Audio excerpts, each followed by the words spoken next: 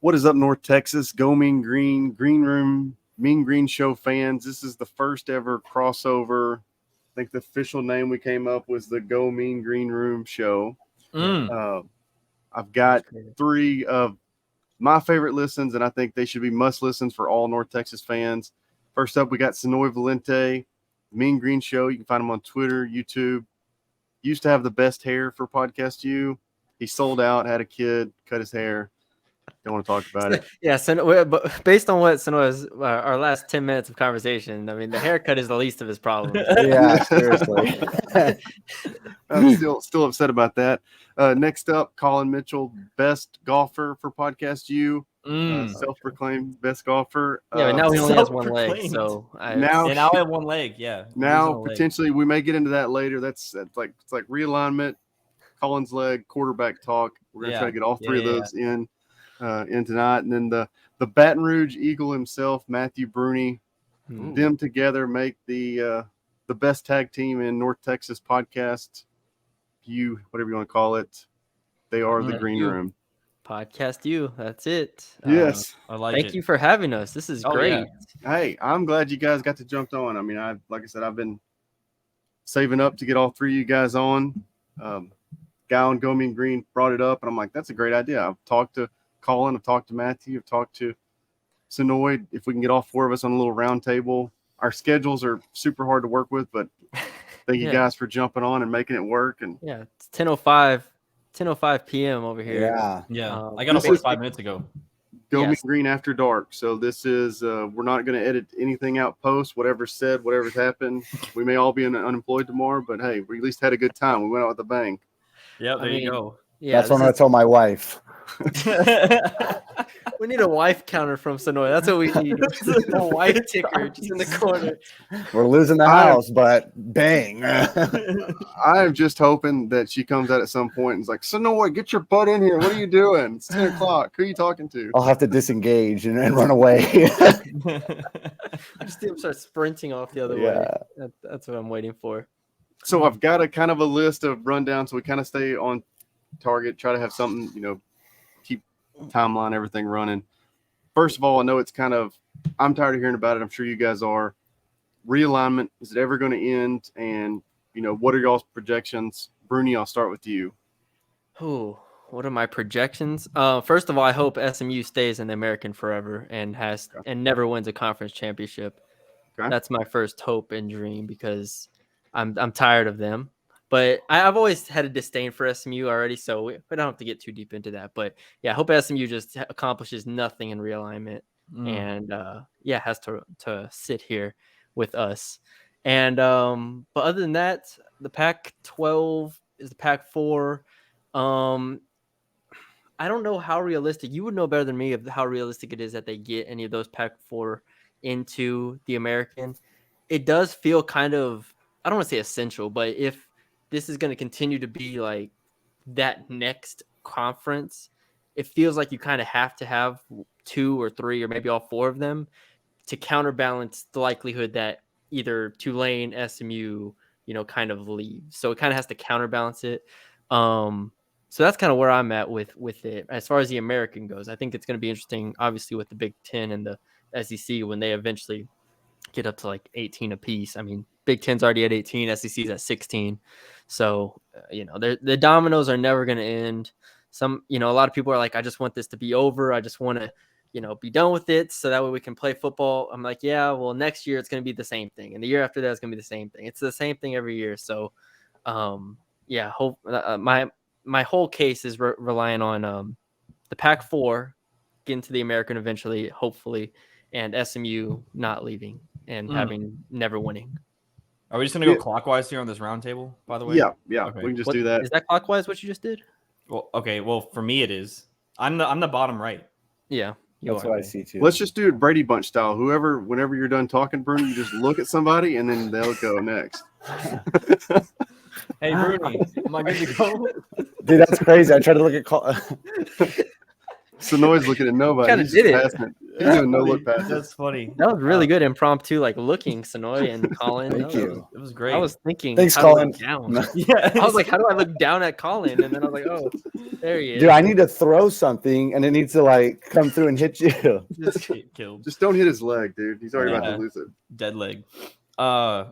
I'm like probably the least informed person here in all this. I'm just like the social media guy that sees all the, the stupid things where it's like 18 teams. Let's have a West and East division. In terms of prediction, I think I'm just going to go Bruni's route and go what I would like. And I guess what I would like is the American not to become what Conference USA was in the past by losing their good teams. Because I think my biggest concern is North Texas going to the American and then being like, okay, we're here. We're in a better conference, Power 6, woo. And then SMU, Tulane, all the good teams leave and we're just right back to what we had. Obviously, you'd still have, some teams, UTSA, even though they UTSA better not leave before North Texas. That'd be If there's crazy. If UTSA ever gets, But word one of the predictions that I saw was like Memphis, SMU, Tulane. I forgot the other school. I don't want to dominate. Ross's name has been thrown out a lot, and to me, it's like, oh my god, they haven't been good at football since Dan McCarney was at North Texas. But they've got the athletics, or they've got the money, and they've got the academics. So it makes sense. But I'm like, if Ross ends up going to Power 5 conference for us, especially what they've done, and it seems like every other sport, it would be a shot in the heart. Yeah, so that's my concern with it all is like UNC finally getting somewhere in a conference and then it's just going, oh, sorry. I just don't think UTSA, like they've been good for 3 years now. Jeff Traylor leaves, there's a very high chance they're right back down to middle of the pack. Or if Traylor and Harris leave in the same year, could you imagine that? Like seriously, yeah, like Power 6, yeah. But that's what I'm saying. It's like UTSA. I mean, they should be trying. I mean, to do as much as they can while they got Traylor. But I'm like, there's between the rest of the athletic department outside of football. Like, I can't see them making another jump. That would be too much. Yeah. What about you, Sanoe? Yeah. Well, there you go. I don't know. Hate the looking right and left thing. Yeah, I don't know. I mean, kind of twistedly, I'd like to see SMU leave, go to like a Power 5 conference, and then that conference dissolve just for like kicks.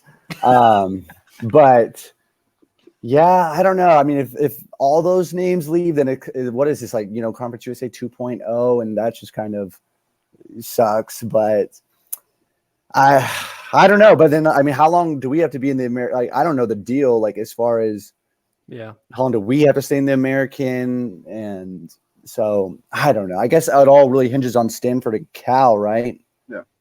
Yeah. And I think, honestly, I think we're in a really good spot as far as the money the American has. The TV deal we've got. I feel like if you rank the conferences right now, I mean, we're closer to 4 than we are to 6. I guess the things that make me nervous is the Pac-12 figuring out some way to come and, you were talking about take the top off of the American, taking them out in West Conference and making, rebuilding that and us being left out in the dark. So that's my worst case.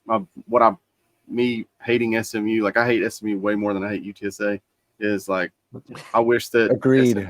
SMU would just, say, we're paying our players. We've got enough salary cap. We're going independent. We're going to win the national championship that way, and then just destroy their program and everything else with it. And that's my one thing that I know a lot of people in Go Mean Green, a lot of people on Twitter are like, I don't, and Bree said they, not want to leave the conference, but until like we figure out the NIL deal, I mean, I feel like they're legit paying. I mean, they've got a salary cap right now, and I think as long as everybody else, I mean, the NIL, watching the Johnny Manziel, documentary. I think, players should be able to make money off their name, image, and likeness, but a university just technically paying the players, I don't think, until everybody can get on the same playing field and there's a salary cap and it's fair like other professional sports, I don't. I'm always going to cheer even more against SMU, I guess. So we're cheering for the SMU death penalty again. Is that somehow getting That's exactly what we're cheering for here. Yeah, and I do think eventually, I mean, there will be a scale or employee type system involved, so that will simplify it. But at this moment, SMU has the NIL. Not just they have the NIL, but they have done a good job of creating a system to allocate it in a very, very effective way right now. And that's been an interesting past year and a half or so in how they've done that. But, that's just what they got there. So that's all they got to sell, really. So transitioning, not to get into quarterback talk. So if my next question is quarterbacks for North Texas, we'll just skip you. But what are y'all's biggest concerns heading into September 2nd for North Texas football? I mean, besides the concern that North Texas quarterback play is even worse than what it was before. Yes, besides them going dual starting quarterbacks, what is your second biggest concern, Bernie? Besides staring death in the face and being terrified that Stone Earl is gonna not be the one. I think at the quarterback spot, I'm really just interested to see how Eric Morris, how he uses his quarterbacks, because the last 7 years, and before that, obviously, but really the Seth Luttrell era, there wasn't a real linear plan of like, this is how I get my quarterbacks, going in a sense. This is how I get them in rhythm. It always felt like I have Jalen Guyton out there. I have Jalen Darden out there. I'm just going to throw them the ball 80 times a game, and that's how that's our pass game. And then when they didn't have the receiver talent, it was run the damn ball right at your face, which is fine. You play to his strengths, but Eric Morris is such a polished offensive mind and polished air raid schematics like coach. I'm interested to see how that kind of translates onto a roster and onto an offense that is kind of built to still run the ball. Like, you still have 4 really good running backs. You still have a really good offensive line. And we talked to Gabe Blair, and he's like, I'm learning how to pass protect this year. Like, it's very much an offense that's built to run, and yet you have an air raid head coach there. So that's going to be interesting to see how Morris kind of delegates that and how he figures out how to use, Stone Earl, I guess. Now we can say his name. I'd say my biggest concern outside of the quarterback carousel would be the jump that the current talent on the roster has to make in order to compete in the American. Obviously, I think they can do it, but they also didn't do very well in Conference USA last year. And I think what was the win over under, Bernie? 6.5? 6.5. I think personally hammer the under on that, because with a roster that's basically the same, it's hard in my eyes to believe that you're just going to take a step up in a conference that's way better and then do way better or outperform how you did last year in a worse conference. What? Sorry. It's interesting because I feel like we were so much more positive before today's news. No. I've been holding this. Now Colin has. No, I've been holding this in remember, because I told you, I said I'm going to be the pessimist for our preview when we do our preview, because in my mind that's what it is, right? Like, they're able to. We've seen the running backs do good. We've seen receivers have flashes. The defense has always been a problem. It's probably still going to be a problem, especially at linebacker right now with Kevin Wood just, I guess, not playing at the moment. And then Rich Tejada is really the only proven player in the secondary. Like, we've heard good things about the safeties. Obviously, you have John Davis and Lorenzo Thompson on the other side over there. But what have they done over the fall and the spring to where we're like, oh, yeah, they can just make this jump and play against Memphis and we can win that game, or they can play against Cal and win that game, or anything like that? And I'm not saying that they can't do that, but I think that this year is going to really show us what this talent could do, because, like, in the years past, we always blamed the coaching. And now it's basically the same roster. You add a couple guys, and now we have to see them go against Memphis again. We're going to see them go against Cal again. And those are games that North Texas lost in the past that we thought they should have won. So I think it'll be interesting to see how they do and how the talent level stacks up against the American. Yeah, JD. So just to repeat, you said the biggest concern outside of any quarterback. Yeah, and then Matthew and Colin told me quarterback's their biggest concern. So if you want to say quarterback too, we can keep the trend going. Okay, yeah, well, that's what I thought I heard. Okay, so I'll stay with quarterback. It doesn't matter. Look at me. Yeah, talking quarterback on this damn podcast. Well, then let's just stay on Brandon, and I'll go with quarterbacks too. Obviously Stone Earl's the guy.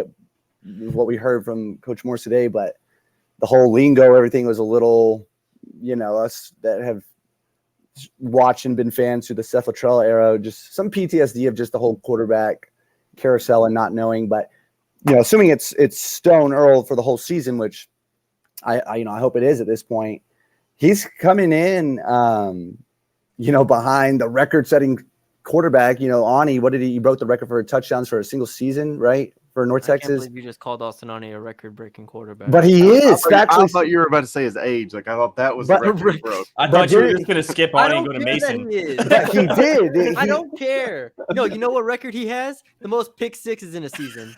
We're gonna keep going on down that road. A record's a record. That's Atlanta Falcon quarterback Austin Ani. Okay, Speak his name with some respect. Every pick six, you subtract a touchdown. So then where are we? We're closer to like 29 and 28 at that point. Okay. Anyway, so next, we could spend an hour talking about. I don't want to go down the hill that Austin Ani's a legend, but yeah. But anyway, that's the hill Sanoe's dying on right there. Yeah. Austin Ani fan club. But I guess it's just how much are we going to see? Like if Earl has a bad couple of drives against Cal, are we going to see a transition? And also, does it speak more to Latrell or Morris that Earl is the guy that Morris's guy that he recruited couldn't beat out Seth's guy that Seth recruited? Or is it more like Morris could develop what Latrell had on the roster? Like if Stone goes out there and breaks the record that Ani set last year, and it's like you had that on the bench and you just let it sit on the bench, and then a new coach comes in and takes it, you're kind of, to the wayside and takes it to new heights. But anyway, I'm concerned about the quarterback play. So I want to bring up this question, and I got a couple points to what you guys said, but first of all, do you think we've kind of got a negative mindset with the quarterback battle just with the way the quarterback position has been handled since Mason finally left? Like, let's just say this is, 2018. Say Seth took the Kansas State job. Would we be viewing the quarterback position a little different in North Texas? Or do we have that mindset? Here we go again. Colin, you were shaking your head. No, I'll let you go first. I'm shaking my head because I feel like me personally was attacked earlier on Twitter after Bruni and I did our podcast because I think Bruni, this is Bruni's point that he made podcast before last, was you can't have two girlfriends and a wife. If you're going to have one, you got to stick with that one. And Bruni also made another point. You're not going to have two top 8 quarterbacks on your team. This team does not have that. And we thought Chandler Rogers was going to be that. And with Stone Earl, we'll say beating him out, but the way, and we'll talk about this later when we, I guess, get to the full point, the way Morris said, that Earl's starting. Are we fully in this now? Can we just go? Yes, we have dove in. We are. Okay, I just want to make sure. Okay, now. The way Morris said it earlier was, we will see Chandler Rogers. No ifs, ands, or buts. We're gonna see him. They both deserve to be there. And when I hear that, and I don't hear that Stone's our guy, Stone did this, Stone did that, Stone did this, it doesn't give me a lot of confidence. So, with that being said, if you're still thinking that you don't know which one's going to start long term, Stone Earl or Chandler Rogers, there's no way that we have two top 8 quarterbacks on this team, top 10 quarterbacks on this team in the American. So the question initially, JD, I know we've evaded your questions, but you're saying since 2018, well, the quarterback play has been basically poor since 2018. 2019 was fine by Mason, but you're saying that that's scarred us basically into saying like we've scarred seen us as a fan base. I think you look at 2 or 3 years, and Ani had his moments, but then we're talking about is this team going to be able to take the step up, to take the next level? But then I'm thinking in the back of my mind, a Memphis game, you take out a couple pick sixes, we might beat Memphis last year.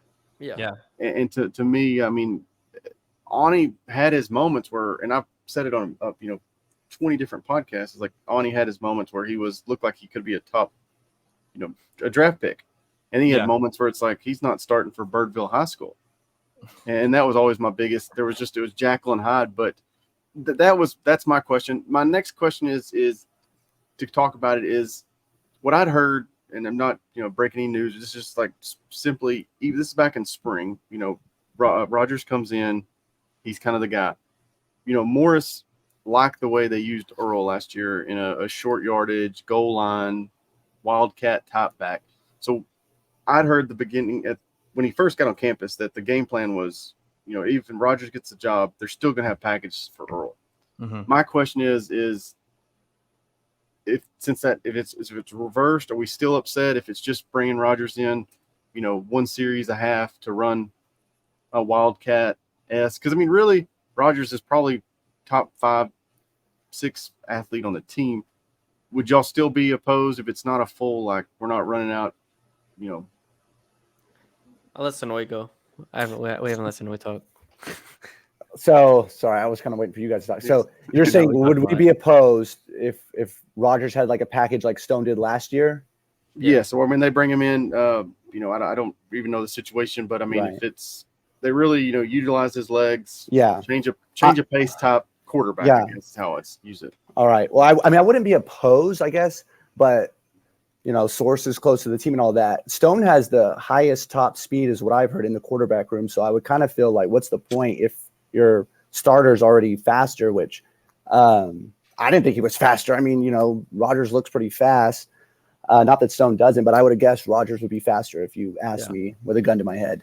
But apparently that's not the case. So, and even if he is, I don't really get the reason why you would do it. Like, it's, I don't think Rodgers is some, he's not a big body guy. He's going to go out there and slide, if he's being smart. And so I don't see why you would do that. Maybe it's the portal game. Maybe Morris is playing a little chess here, and he wants to keep Rodgers bought in. And who knows? I mean, if Stone has gotten hurt a lot, but so if that happens, you probably want to have a second string guy who's bought in and invested. My thought though is, everything that I've heard, I can't help but wonder if Rodgers would have had the camp that Earl had, how much earlier would he have been named the starter? Maybe not any earlier, but I can't help but wonder if it would be, being that, if you bring a guy in, I would think, you see something in him, and I think there's a lot to be seen in Rodgers, a high ceiling, and you want to give that person every opportunity to try to reach that height. But if he would have done what Earl did earlier, would he have been just named the starter earlier? I don't know, but that's. I think so. I think so. I mean, he said today in his presser that basically Stone Earl was third coming into the fall. Yeah. Like he said that, and so that means he saw them in the spring, first of all. So whatever he saw in the spring, he still had Stone Earl third on his depth chart. Whatever he has seen over the past 3 weeks has put Earl up to first over Chandler Rodgers, the quarterback that he's brought in. And I made this point on our podcast. If you look at all of the transfer quarterbacks going from a starting position to another school, it's a very low percentage of them that don't start. Like, I can think off the top of my head quite a bit. Now, like Alabama, Tyler Buckner might not start. Spencer Sanders from Oklahoma State might not start at Ole Miss. Like, I could list a couple. But for the most part, like, that is very much, the coach that wants the transfer portal player wants him for a reason.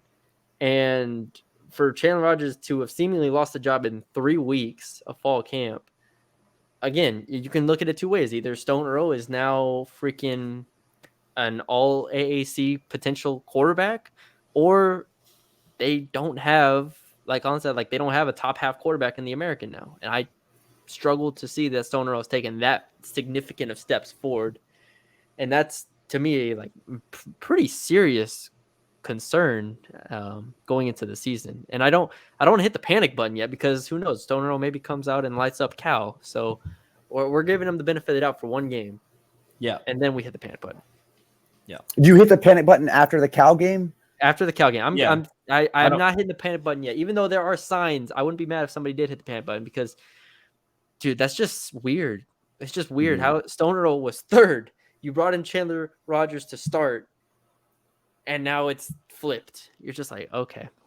And again, I want to reiterate too. It's not that Stone Earl is the starter. Like, it's not like, oh, Chandler Rodgers is not the starter and now we have to all panic. It's the fact that Chandler Rodgers lost the job in 3 weeks, and you still are leaving the door open for him to come back, which means that Stone Earl is not the runaway favorite in this. So I don't know. It's and to go back to your original question, if we had packages for Rodgers, I don't know what that accomplishes at this point. Like, why do it? I feel like with Earl, it's like, he's big body, he can get through, but at the end of the day, it's like, you have your starter. If you have Rodgers and you still want to throw Earl out there, Earl has that thing where he can succeed in the Wildcat, but Rodgers is like, what are you doing? And the reason I bring that up is because I don't know if y'all seen it yet. Netflix Swamp Kings just came out today. Flashback. Tim Tebow, Chris Leak. Chris Leak was actually starting quarterback. They bring in goal line package for Tim Tebow. I don't know. I mean, to me, talking in that regard, Stone's more of the Tim Tebow goal line back type. So that's, I mean, like I said, I want to play devil's advocate, and pitcher is like horse racing. They're coming around the last corner. You've got Jace Ruder, you got Chandler Rogers battling out, and then all of a sudden, out of nowhere, Stone Earl came and won the job. And when people, like, I can go back in the first text I got, that Stone Earl's the guy. I'm like, there's no way. I mean, honestly, I was cheering for him. He's kind of I mean, I enjoyed watching him play last year. I wanted him to play more last year. Yeah. It seemed like when he came in, he brought a spark. And, I mean, I kind of tried to dive into, like, how did we get here? Was it because Rogers played bad? Was it because Stone Earl? I mean, it's just the main thing that they were saying was Stone Earl's like, he's an unbelievable teammate. The team, the players were behind him. I think you can go on Twitter and you can see, like, he took the offensive lineman out to dinner. He's just a guy that I felt like everybody was pulling behind. And I think the main knock on him in spring was accuracy. And from what I've gathered is that he improved that leaps and bounds over the summer. I think the stat I posted on Going Green, I think in like crunch time team play situations this fall, he had like 80% completion percentage, 10 touchdowns, 0 interceptions. And like, I know a lot of people are kind of freaking out about, Rogers not starting. I think from what I've gathered, and like I said, this is not come from Morris or anything like that. I'm not trying to act like that, but it was more Earl came and took the job as opposed to Rogers lost it, I guess. And I think that's maybe why it's so hard for Morris to come out and say, like, I don't know. Yeah. You're kind of waiting for, if that's the case, he's probably kind of waiting for Earl to come back to earth. Yeah. In a sense. Like, surely at some point he's going to come back to earth. But if that's the case, that's one of the better stories in recent North Texas times as far as like a player stepping up to that level. Now we have to see it translate in a game because a few years ago, Jace Ruder ran out there with the first team and, just threw like 10 minutes. So he did it this spring. Jason did. Yeah. And I think we can look at it just in North Texas history. I mean, Alec Morris was a starter. By the game 2, it was Mason Fine. Ruder came out, then it's Austin Ani. So, I mean, I don't think that it's, I hope that's not the case. I mean, I hope that, if Stone gets it in, and Moore said in his press conference, once he gets the guy, I think, if Earl comes out there and we, I've already gave him the name Stony Football. If he starts, doing some crazy stuff and they beat Cal, and I mean, I don't think they're going to do a 2 quarterback. I don't think that's the case. I don't know why. Maybe he left the door open just to see how it plays out in a real game, because we know Dallas Cowboys, Dak Prescott was a god-awful practice quarterback, and now he's played decent once he got the job. Maybe this – I don't know. So JD is a stoner. Who else is a stoner here? I'm a stoner. All right, Sanoe's a stoner. I like Stone Earl too. No, I'm kidding. No, but I'm a big Stone Earl fan. Yeah. But I will say this, I guess I could be like Morris. I'm on the fence too. But if after Cal game 2, it's announced that Chandler Rogers is starter, like, I'm pulling for him too. Like, I think either one of those guys give you a better chance, just because I feel like the play's never dead with them. They've got that Mason Fine-esque about them. And I think this offensive line's a hell of a lot better than Mason Fine ever had. So that's actually very true. That's my – I think this I know we're kind of running short on time, so we'll wrap this up here in a second. But, like, him naming out the receivers today, I'm like, we've got a stacked receiving room. I mean, when Fine was here, you had the top power, Guyton, Lawrence, Bussey, and Darden there at the end.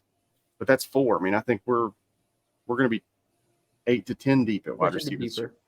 Yeah. So those things kind of give me hope. And like I said, I think, when Seth got here, Graham Harrell was here, the air raid, it was get our ball players, get them in space, let them go to work. I think we're going to go more to that this year. I think the run game will still be used way more heavy than the typical air raid, but my biggest concern, and I'll just throw this out and we can discuss it real fast and we'll wrap it up, but it is depth. I think that you go position by position. I've been doing some position breakdowns. I've got 2 more to go, but when you really break it down, our number ones arguably could be some of the best we've had since, I don't know, since last 10 years. But the behind pretty much each position besides, the wide receiver, the running back position makes me nervous. I don't know. I think that's fair.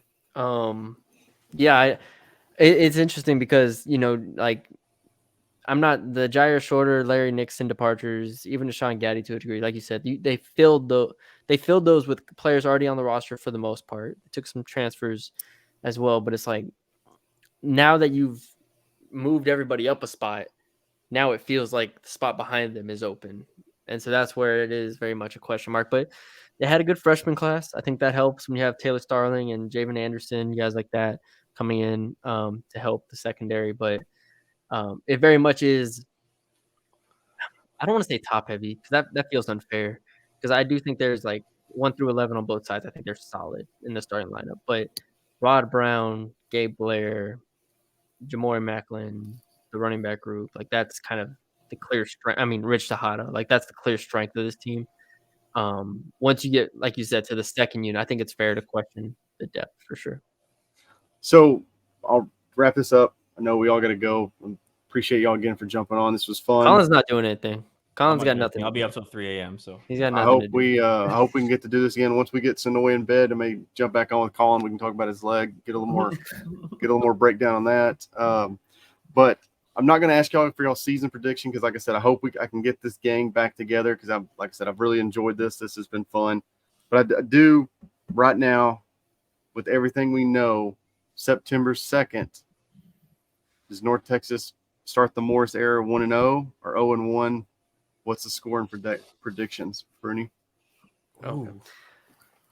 I was feeling a lot better before today, to the point where I was ready to place a bet on North Texas. I was ready to go to my local sports book here in Louisiana. And can I just pause for just 1 second? Just 1 second. Yes. I know we're having some quarterback trouble, but Cal, last time I checked, and it may have changed today, but as of this morning, I'm pretty sure they're still in a 3-way battle for starting quarterback. So and 50 transfers. There we go. 50 player turnover. Well, this is the thing. I'm just trying to give Bruni some optimism. I agree. I thought North Texas' advantage was going to be we have a quarterback, and they don't have a quarterback. And now again, you have Stoner. Stoner could be very good. We can give him the benefit of the doubt. That's still a question mark to me personally. We have to see it still. So no matter who Cal puts out there, we have to see it both ways now. So I don't look at that as much of an advantage as if Chandler Rogers was the solidified number 1 guy. We saw him last year at ULM and in the Sun Belt. So, I agree. No, Cal has a ton of questions. I mentioned this on our podcast after we talked to the Cal writer. It was Cal brought in Jake Spavital from Texas State, kind of air raid type thing as well. Is Spavital's offense for Cal going to be clicking game 1? And that will kind of determine it, because if Cal is slow to start, if North Texas gets up on them early, I think then North Texas can do it. But the concern is that if Cal, with maybe a talent advantage, is actually sharp with whatever quarterback they choose and a new offensive coordinator, new staff, or new personnel, then it's very concerning. I can't right now pick North Texas to win the game as much as I want to. So I'll let you all be the good guys. Don't let Colin go. Don't let Colin go. I was going to say, I'm not going to be a good guy. Do you have a scoring prediction? Or I think it's going to be pretty high scoring. Both offenses look to spread you out. It could be some busts early game 1. New coordinator on North Texas. Give me 38-34. Oh wow! High scoring. 72 points. That's high. That's awesome. Quick math, by the way. That's you're awesome. The good guy.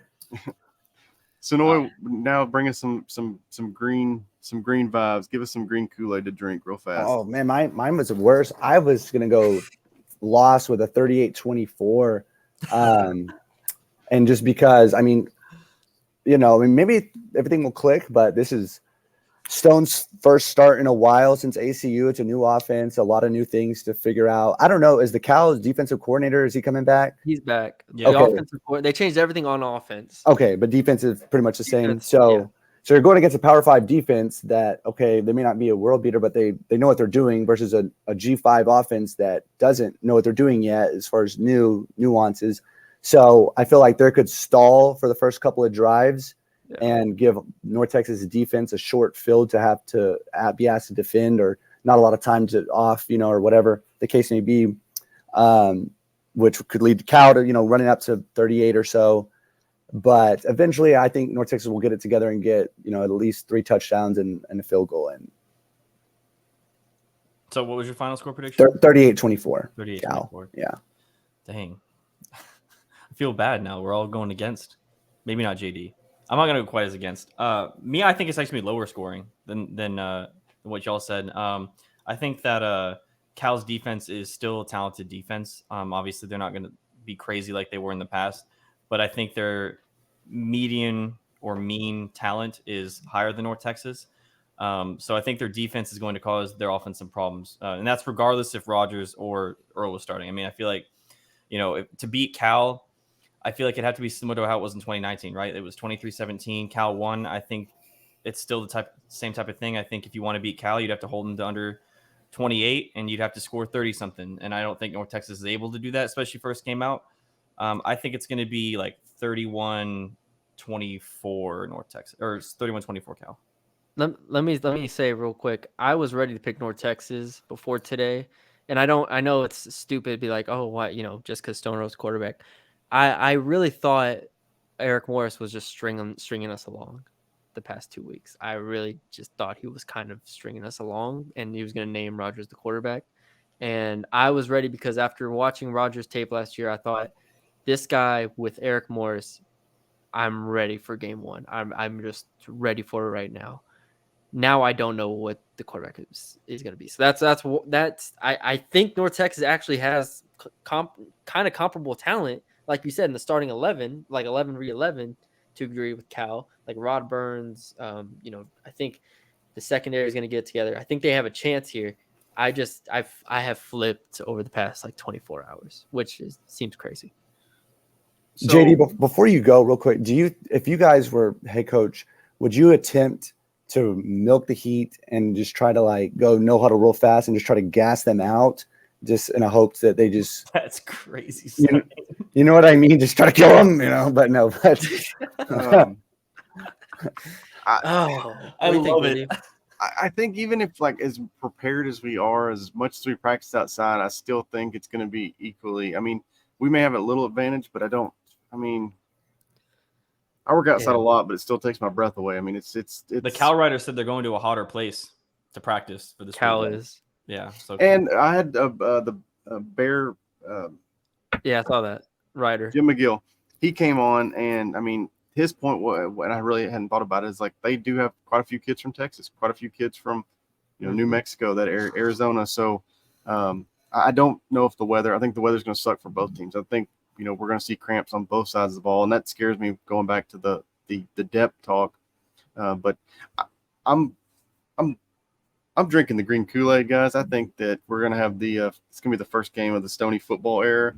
I think that we have an advantage because we're going from air raid-esque type offense to pretty much a lot of same similarities, same verbiages, all that stuff is not as different. We're not going from Dan McCarney power run, pro style offense. We're making a little adjustments. I think Cal is making a huge adjustment. I'm hoping that's going to play at our advantage. I think their quarterback position's in maybe a worse position than us. I mean, we have two guys that have started Division I games. They may be rolling out a guy that hasn't played anything above high school. So I'm going to say 31-38 North Texas.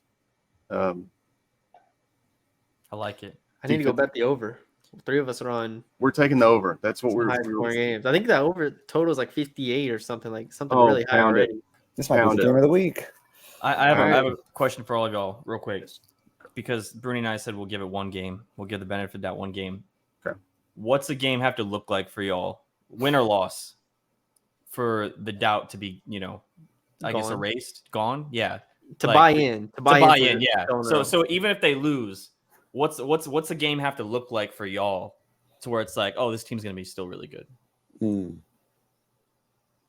I mean, I think the only way, like after this game, that I was like, screw it, season's over, is if Stone Earl comes out and has a UAB style pick six, and then the defense gets gashed like we got gashed against FAU, Devin Singletary style. I think anything above that, I mean, it's a close game. We're battling it out. I mean, it's still a new staff. Like I said, I don't. But this team, they better not get blown out by Cal. I am drinking the Kool-Aid, so I mean, I'm a little. They get blown out by Cal. If it was like crazy, yeah. If it was like a 42-17 type of game, I would be really concerned. If it's an SM like with the last few years, SMU North Texas top score, I would not be. That's awful. As optimistic moving into the FIU game. Oh, sure. Colin and I will burn something on the stream. Yes. I will catch my house on fire. I just got a house. I will burn something on the stream if they lose by more than 2 touchdowns. Burn it. Colin is going to be. He's getting a Colin is going to have one leg and homeless, guys. We're going to start a GoFundMe. Yeah. So for content though, for content. He's just doing it for the YouTube page. Hey guys, I appreciate it. I know Sanoe's got to get to bed. Colin's going to stay up, but I think he's actually passed out like 2 minutes ago. But I appreciate you guys jumping on. I really hope we can do this again. This has been probably one of the funnest podcasts I've done. Next time we're going to roll. We're going to go hit record as soon as we all get in the room, so they get all the free stuff. That's good. That's good content as well. That would have been bad. Huh? Talking shit just the whole time. We'll all be unemployed. The noise marriage advice. That's what we need. Yeah. Hey, that's a segment. That's a segment. I am happily married. Yes. So, ladies, stop sliding his DMs. He's married. You got a haircut. So I appreciate it. Hopefully, we can get back together. Hopefully, next time we talk, maybe North Texas is 1-0, 2-0 at that point. 5-0. 5-0. We may be playing for a national championship next time we guys get on, but I hope it's soon. Like I said, appreciate it, guys. Go Mean Green. Sure. Go Mean Green. Go Mean Green. GMG. Mean in the Green. It's right here for you. That's football, guys. Go Mean Green.